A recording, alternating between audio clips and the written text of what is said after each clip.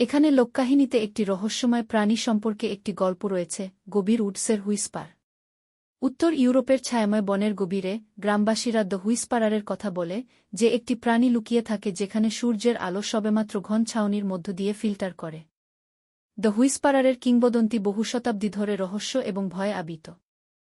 হুইসপারারকে বলা হয় একটি পাতলা, লম্বা হিউম্যানয়েড চিত্রের মতো যা ছাল এবং শ্যাওলায় আবৃত, গাছের সাথে নির্বিঘ্নে মিশে যায়।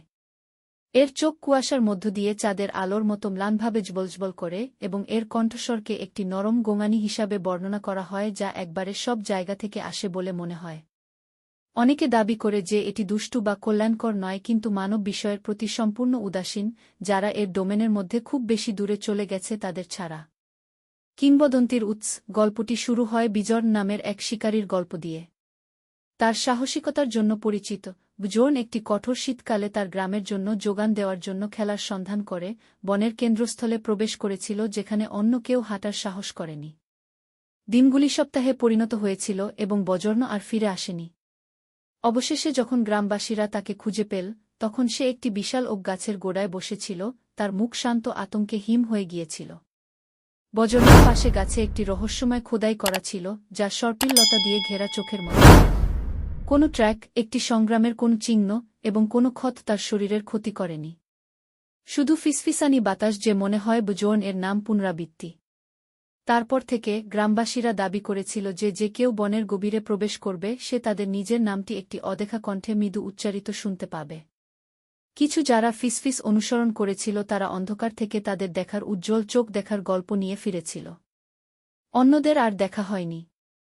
ক্ষমতা এবং এনকাউন্টার। হুইসপারকে বিশ্বাস করা হয় যে বনের পবিত্র হৃদয়, প্রাচীন, অদম্য শক্তির স্থান রক্ষা করে। যারা বিশুদ্ধ উদ্দেশ্য নিয়ে এটি খুঁজে বের করে, যেমন হারিয়ে যাওয়া ভ্রমণকারী বা মরিয়া অন্বেষণকারীরা, তারা নিজেদেরকে বনের বাইরে পরিচালিত হতে পারে, অক্ষত কিন্তু যাত্রার কোনো স্মৃতি ছাড়াই। যাই হোক, যারা লোভ বা অসুস্থ ইচ্ছা নিয়ে প্রবেশ করে তাদের আরও খারাপ ভাগ্যের মুখোমুখি হতে হয়। একটি কিংবদন্তি লগারদের একটি ব্যান্ডের কথা বলে যারা বনের বৃহত্তম ওক পড়ার লক্ষ্য রেখেছিল। যখন তারা তাদের কুড়াল তুলেছিল, তখন ফিসফিস শুরু হয়েছিল, যতক্ষণ না তারা বধির হয়ে যাচ্ছিল ততক্ষণ জোরে বাড়তে থাকে। লোকেরা ভয়ে পালিয়ে গেল, কিন্তু একজন ছিটকে পড়ে গেল।